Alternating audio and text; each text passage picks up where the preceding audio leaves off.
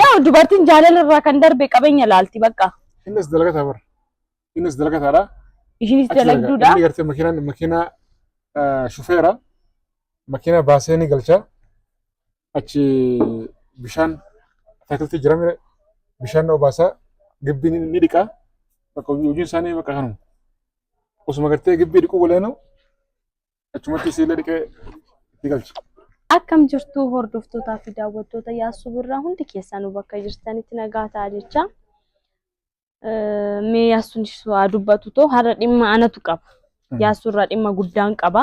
Isaa soofan dhufeedha. Salaamata sinaa kennitoo haasaa keenyatti fufnaa jechuudha. Assalaamu alaikum warahmatullahi wabarakatuh. Hordoftoota Yaasu Birraa hundi keessan bakka jirtanitti nageenya rabbii isin barbaadu. Dubaay deebiin jira. Amma gaa Dubaay gan deebee guyyaa meeqa? Torbeen kunne. Dubaayitti gaa waan baay'eedha taane garuu ani gartee nama waan gala beeku achumanuu gartee biyyallee baradheen jira Dubaayillee gartee tan dura deemee hin beeku. Biyyallee baradhee Dubaay gartee baay'ee takka bareeddii garuu hin turre rabbashameen ture rabbashama sana immoo irraan fedhan jiras amma biyya galeen jira. Yeroo biyya immoo inshaallah gama Dubaay bal'inaan gartee niin deebi'a. Tolcheetiin gartee isin daawwachiisa jechuudha. Isa ammoo muciyyoo achitti naamtee jala baddee yookaan immoo gartee waan biraa keessa galtee ulfootee maal taatee jedhanii rakkoon qabu ani duraan isumatu gartee dirqeedhaan gartee na kadhatee maal jee tole jeetuma gartee isin gartee viidiyoodhaa fi footoodhaa fi waan baay'eedhaan gartee qalbii na boojinaan bakka ishime tole jee waan isin na gaafatte fudhee garuu fattaala guddoodha fattaala ammallee garuu waan biraallee hin jiruuni achi dhaqee jechuudhaan saba isiitiin gartee achi dhaqee dhuggaan dhaqu waan biraa keessa jirti akkuma viidiyoo gaachitti wanti dhageessanii amma waa'ee sanii haasuun fedhu ayyuun garuu isti ayyuu baqaan waan biraan asoo dhiisin mantan. Maal haasoftaa afaan maalii qabdaati haasoftaa? Maal afaan qabda? Maa jechuun ani ishee argachuudhaaf jedhee akkasitti guyyaa halkanii suuraa ishee ilaala viidiyoo ishee ilaala ara maaloo Yaasuuraa fi bakka sigaa maal gaafa Saayid dhufee saniyyuu baay'uma takka cinqamee ture akkasitti suuraatti ergaa viidiyootti ergaa suutaan fiqirii keessa galchiteeti. Karaan keenya argaa Yaasuun keenya immoo fikiruma dhugaa qabeen dhugaa rabbiin sin ja'a baay'ee ishii jaalatee inni achi ga'u diraamaa biraatu isa eeggata. Akkasitti jaalatee ani dhugaan sin ja'a namni Yaasuu argattan hin gaabbitan jechuun nama dhugaadha dafqa isaatiin bulaa wanta namaan barbaadu. Dhugaan jirtu immoo ani amma fakkeenyaaf Yaasuutti baay'een dhiyaadha hiriyaa abbaa manaa kootiiti baay'een itti dhiyaadha na qarqaara waan baay'eedha osoo hiriyaa isaatiif akkana kan ta'e jaartii isaatiif immoo hin du'a. Isa immoo beekuu kan dandeessan dubartii qaamaan argatee hin beekne irraa jaalalatu isa qabe. Amma qabnee bara. Na qabsiifte malee. Qabsiistes qabamee miti qabsiistee kaa bakka qabameera. Kanaaf ishee argachuudhaaf qarshii san hunda baasee xaarii san hunda keessaa ba'ee ishee argannaan ishiin achitti waan biraa keessa jirti garaatti baatti.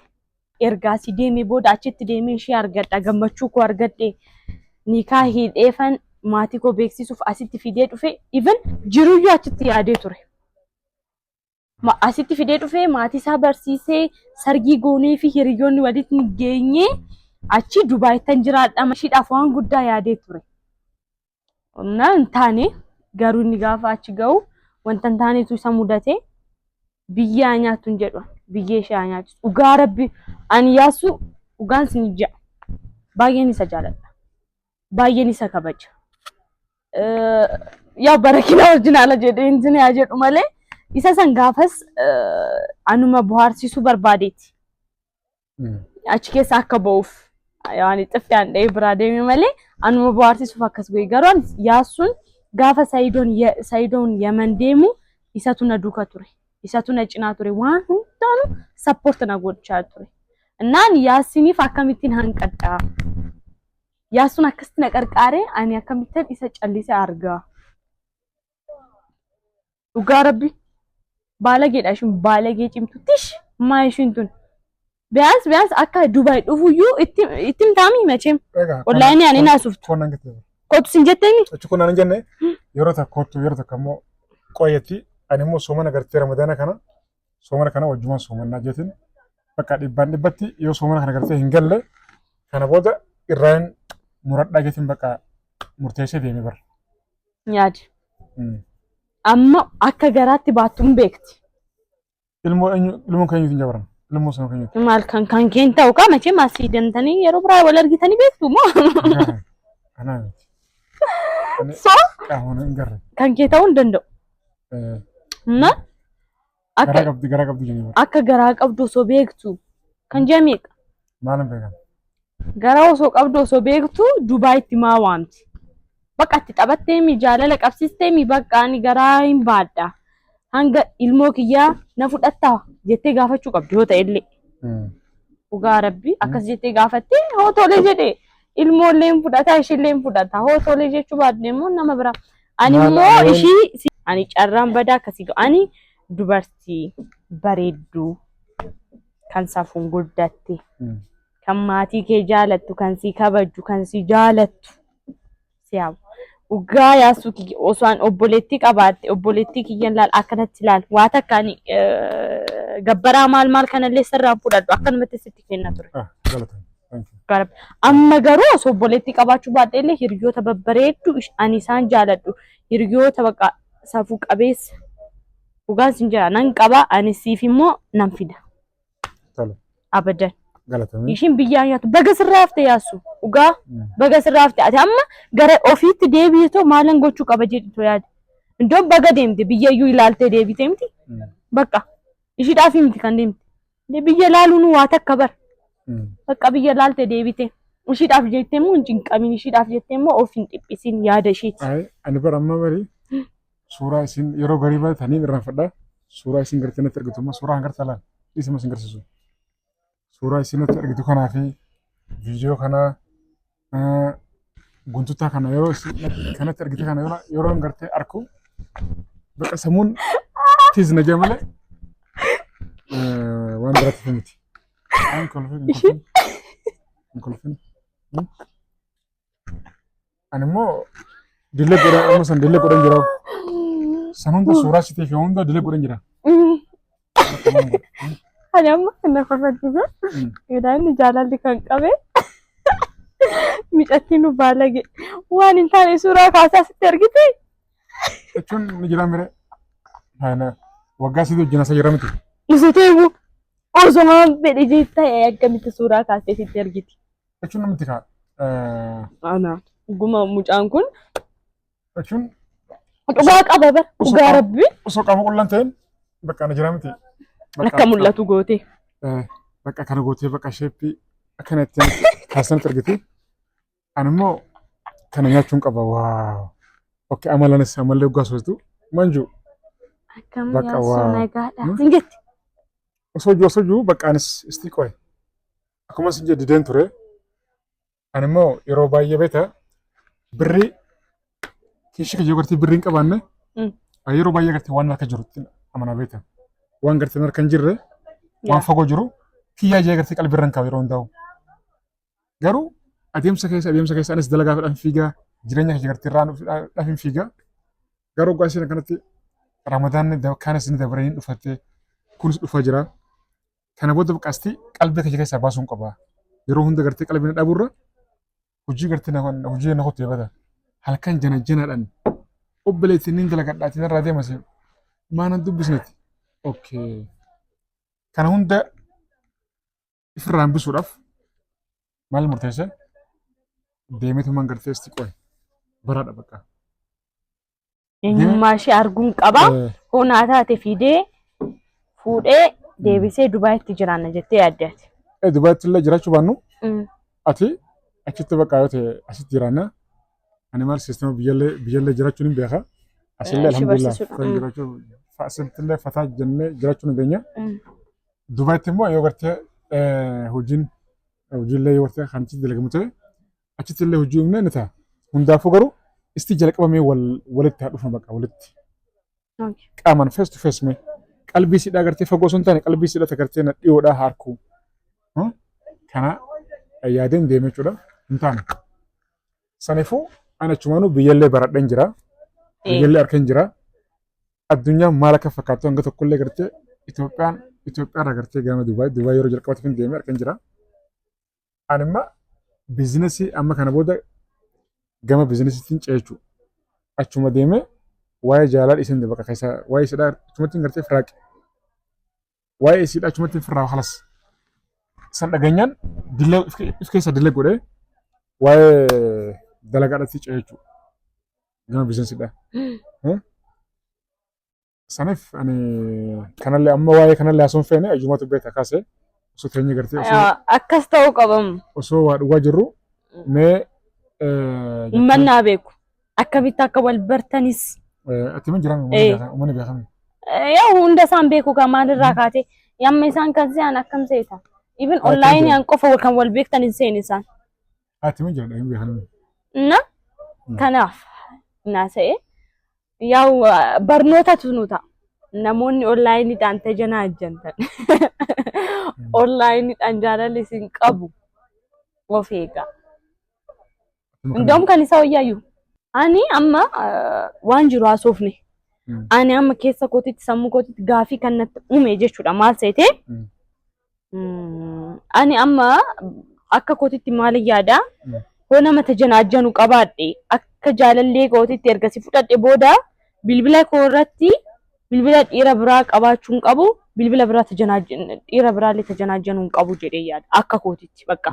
Ani kan nama tokkooti. Akkasuma seeruma akkasuma. Seerrillee akkasuma jedha. Egaa shiraanis akkasuma jedhamti amantiin kamuna jedhamu. Amma ishiin ani wantuma bakka sammuu kiyya keessatti gaafii uume akkamitti sitti haasa'aa ulfaa'uu dandeesse. Jaalallee biraas qabdi moo iddoo hojiitti warroota arabaa kanatu ishii ulfeesse moo maalidha bakka hojjettu sanitti.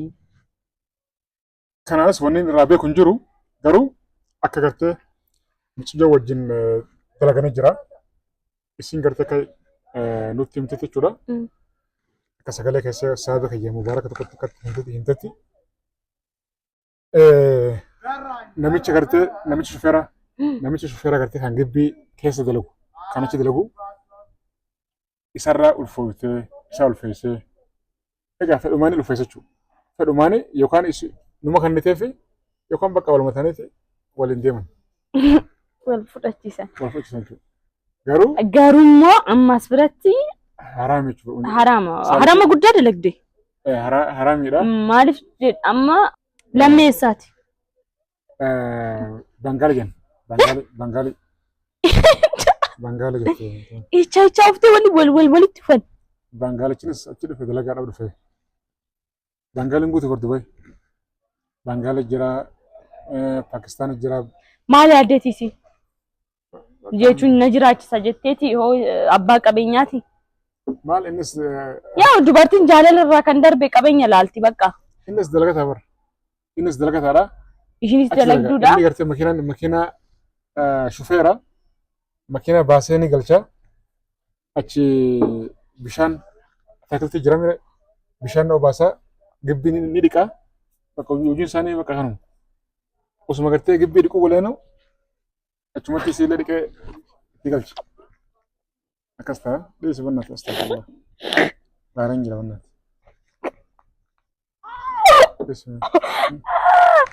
Ani du'e dhugaa rabbi wanti kun na aarsaallee na kofalchisaallee.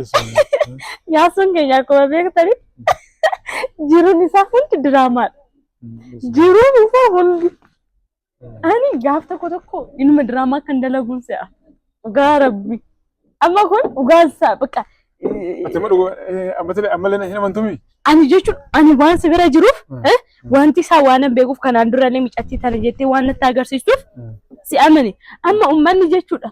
Mucaan kun diraamaa dalagaa jechaa jiru yeroo kana. Dhugaa siniin jira. Jiruun isaa diraamaa fakkaata. Jiruun yaasu diraamuma fakkaata bakka diraamaa. Achuma maal goone?